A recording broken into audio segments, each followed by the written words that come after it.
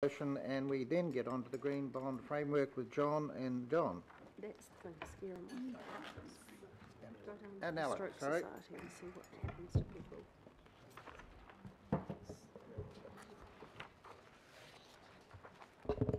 Thank you, John. You're leading off too.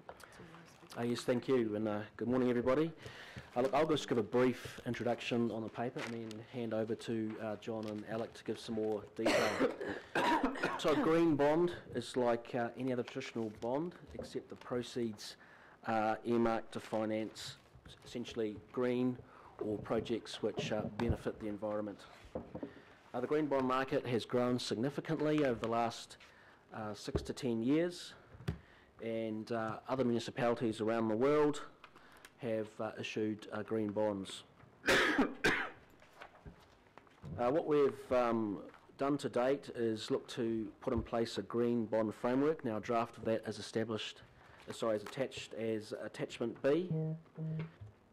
Once that framework is finished, we may look to issue a green bond later on in 2018 as part of our ongoing financing. The benefits of a green bond around diversity of investors. Also, for us, it's a leadership opportunity, both to reinforce what we do on a sustainable basis, but also look to help develop the green bond market in New Zealand dollars, which is reasonably underdeveloped to date. The costs of setting up a program like this are very similar to any bond program which we'd establish. Set-up costs of around about $250,000. The pricing which we'd expect to receive on a green bond over time is likely to be fractionally inside we would issue a traditional bond. There are a few more ongoing fees, such as the assurance process you must go through each year to ensure that the proceeds, what you've said you use the proceeds for, is actually what you've done with those proceeds.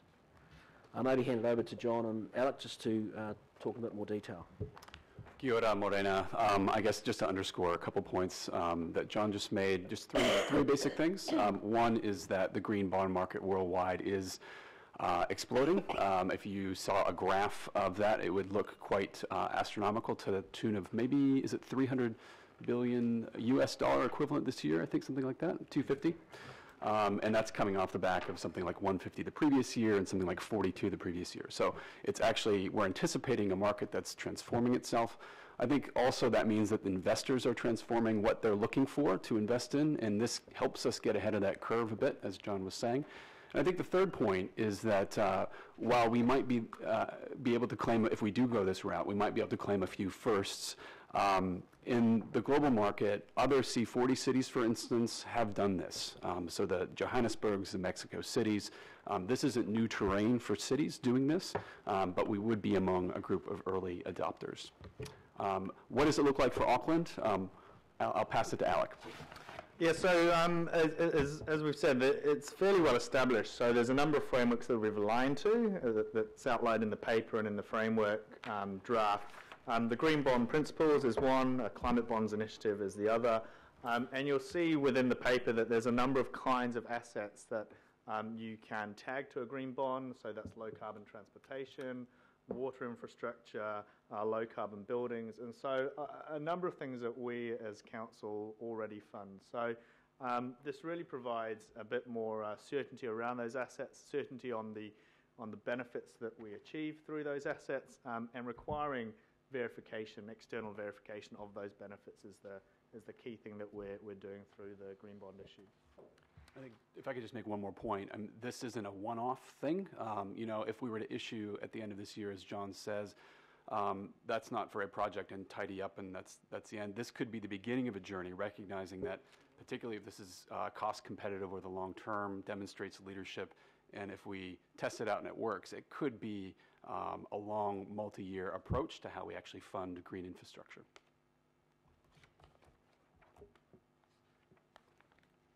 Questions? Councillor Walker. Wade Walker. Commendations first. This is really good move.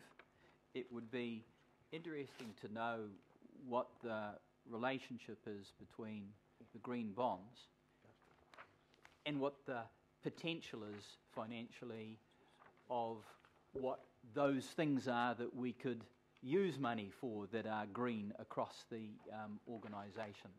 And I just wonder what the scope is to grow it over time. Yeah, so I guess largely if you think about assets, kinds of assets, so you've got low carbon transportation as one asset category, and that ranges from electric trains through to cycleways through to dedicated bus routes. If you look at the Climate Bonds Standard and Climate Bonds Initiative, they have existing standards that are set up, so solar, wind, low carbon, buildings, transport. There's also, and water infrastructure is another area.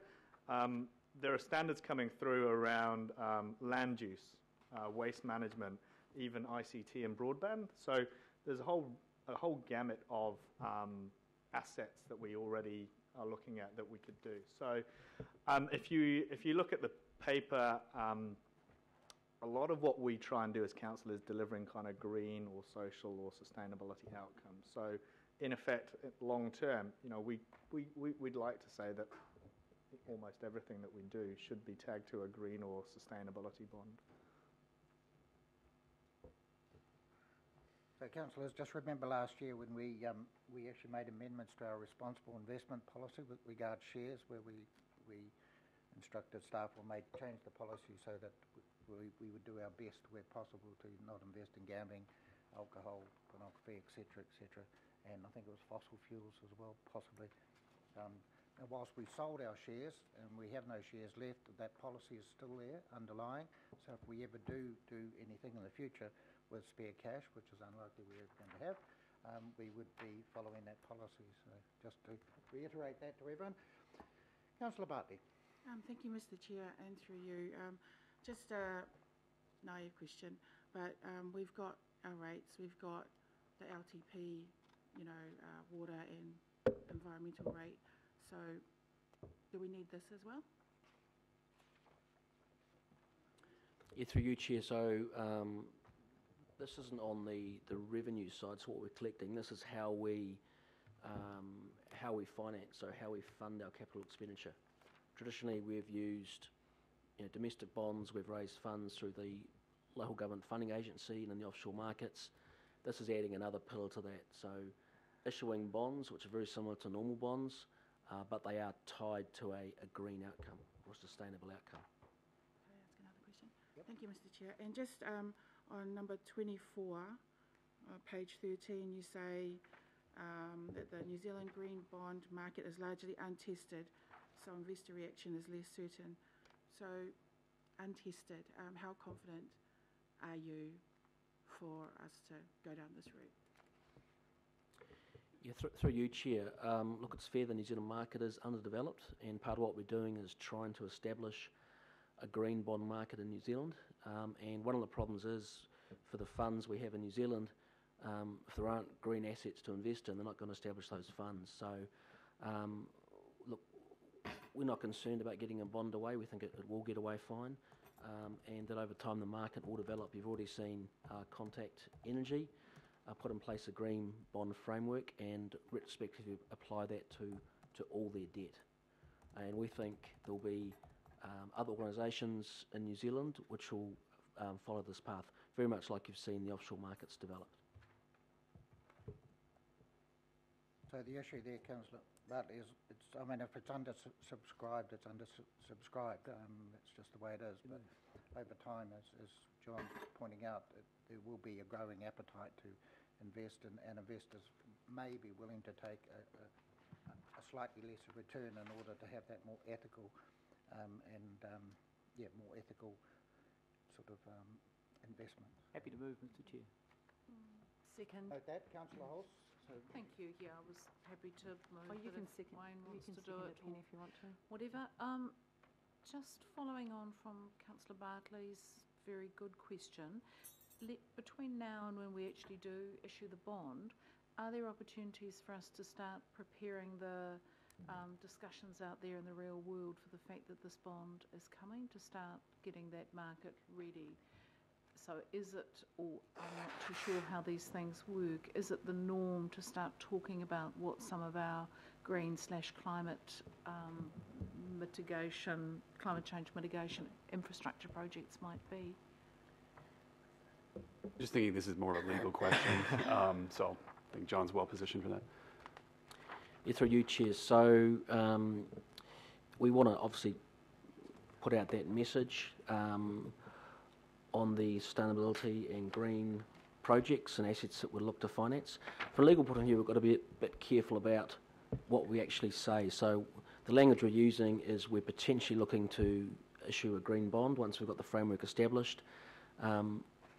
If and when we decide to definitely issue, we've got to follow a certain process around NZX and other exchange disclosures and that sort of thing. But that doesn't stop us right now engaging with banks and investors about our potential future plans. If I just add on there, I think to Councillor Bartley's point and to Councillor Clow, this on its own it's not on its own. This is a part of a broader responsible investment move. So we have things like Super Fund here in New Zealand and internationally, really looking at how we're financing things and how we make sure that they have sustainability outcomes or they're more ethical or what it is. So it's one part of that. So to my mind, talking about council being really thinking about how we're sourcing our funds and what the outcomes are, that's a story that we definitely need to tell. When we do a green bond issue or the parameters around that, that's something that we need to wait for. But actually talking about this is not just a council thing, this is actually how investors are looking at their funds and their assets. So we need to be open and transparent about that. If I could add through the chair, even just talking about it has generated some interest. You can note our Auckland piece has actually gotten a response from folks who have kind of been in touch with us about it. So just through you, Chair, that the messaging to investors will start tomorrow. We have a 6-monthly, essentially New Zealand dollar or domestic investor update, and part of that conversation tomorrow will be about launching a green bond framework. I think, Mr. Chair, it's really important that we demystify this, and knowing the way the media is very keen to judge the kind of decisions we make, I think in the way that this is messaged out there, we need to link it to the fact that our large and successful countries around the world now have signed up to the global agreement for their large companies to use carbon accounting. So, we're on the right side of history with this, and this is fundamentally the right thing to do. It's not, some sort of hippie wish list of, building yurts or something. This is certainly an exceedingly first world, forward-thinking, sustainable approach, and I really commend our staff for bringing this to us. Thank you. Matthew. Through the Chair, I just wanted to make a comment. So the Chair talked about your own responsible investment policy that you put in place for council. So think of this in a similar way. So for instance, you've got the local KiwiSaver market, which is a multi-billion-dollar investment market. So what you're likely to see here, and partly through our promoting, is that local funds start to put benchmarks in place for a certain amount of their bond portfolio being directed towards ethical investment. So what you're doing here is we're setting ourselves up to be a receiver of those funds. But I mean, Alex quite right, and so is John. What you're also doing is sparking the conversation within the local funds management industry, who are, some of them are thinking quite deeply about these issues, to become, advocates for the discussion. So I think, as John says, the marketing will kind of naturally happen fairly quickly and probably in quite a constructive way. Yeah. Indeed. We can expect an article on the MBR, and I hope it's more positive than the one that was last Friday. But there should be an article this week on a little bit about the green bonds. Good luck with that. Councillor Cooper. Yeah, just one of the risks highlighted around the cost to set up, but this is no different from the cost to set up any other, bond scheme. So I'm comfortable with that because it's an opportunity cost to raise a huge amount more than that.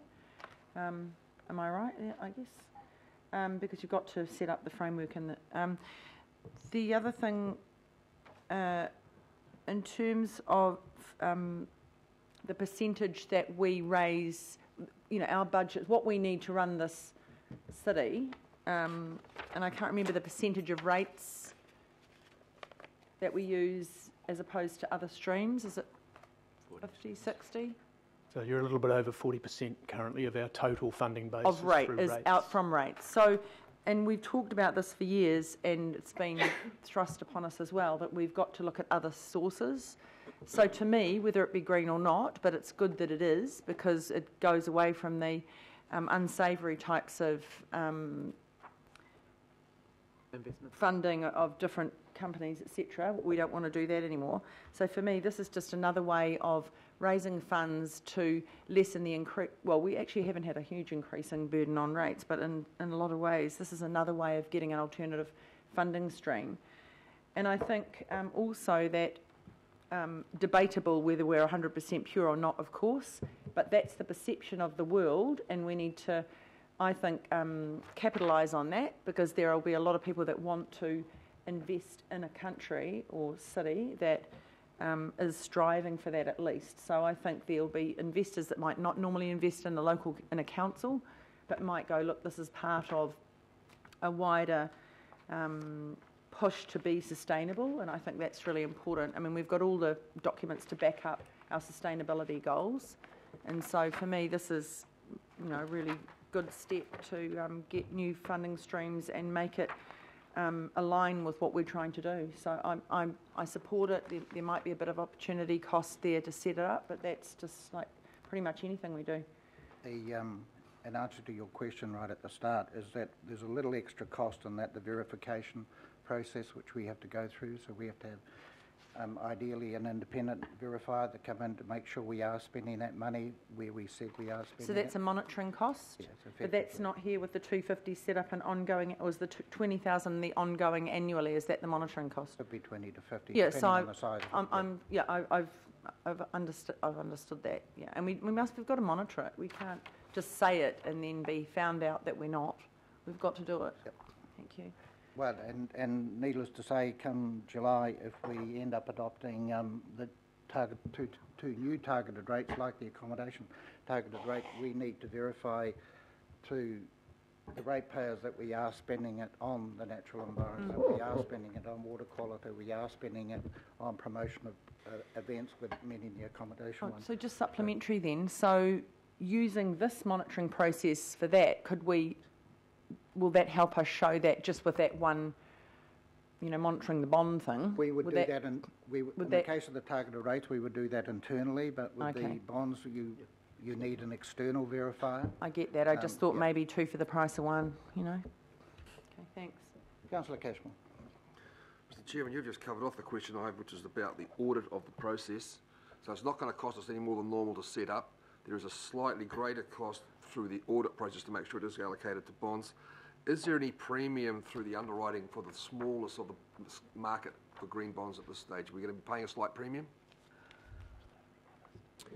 Through you, Chair, no, I wouldn't expect us to pay a slight premium, because obviously if we issued a vanilla bond, those investors could buy us. If it's a green bond, those other investors can still buy us. So because you're likely to attract some additional investors who might not normally purchase an Auckland Council bond, you'd expect that to put downward pressure on price. You certainly wouldn't expect to pay any more. Okay, and the underwriting charges by the major institutions are still standard for the green bond? Yeah, I mean the standard bond arranger fees would apply. Thank you. Yeah, Councillor Casey, Councillor Darby, Councillor Wayne Walker again, and Councillor Bartley again. Oh, congratulations on a New Zealand first. When? It's the timeline's missing from the report. Yes, so you, Chair, it's, I guess the timeline's deliberately missing. Look, we'll develop the green bond framework. We'll get that finalised over the next, loosely, 4 to 6 weeks. And then the actual timing of an issuance or a potential issuance, that'll depend on market conditions, our funding requirements and that sort of thing. But for a loose timetable, we are looking to, subject to market conditions, to issue at some stage during 2018. Is that as close as we can get? Through you, Chair, I wouldn't like to make any other promises. Takes a while. kind of a little bit tied legally to, cannot be specific at the moment. So, Councillor Darby. Oh, look, just brief words of acknowledgement. Mr Chair, I know you've been beavering away on this for a while with staff, but I'd like to acknowledge the joining up of Finance and the Office of the Chief Sustainability Officer here. This is really testimony to where we're going and how we're embedding sustainability in a real and meaningful way, financing our activities in addition to what activities we undertake and how we undertake those activities. So I think this is quite a marker in our business. Hopefully gone are the days of appearing to do well. A term greenwashing comes to mind, but we're well beyond that now. You know, you can't talk about sustainability one day and then be putting your hand up for more car parks the next. That's the contradiction that we often see, of course, but we'll get past that. Congratulations, Chair and staff. Thank you, Councillor Darby. Councillor Walker, Wayne Walker. You just have a related question, and that's around the issue of carbon credits, if I express it that way, that goes to emission trading and the like. I'm assuming that there's the possibility of carbon credits for investments in these areas. Sorry, Councillor, the question was, you're assuming that we can gain carbon credits investing in these areas? In some of them, yes. So that's, if you like, an additional form of revenue that goes to this investment. Through the chair, I think it's a bit of a complex situation before Paris kicks in 2020 in terms of the national carbon or international carbon market. So I think we're in a sort of a bit of a holding pattern on what we can do. We can continue to offset and do things, but in a couple of years things will dramatically change.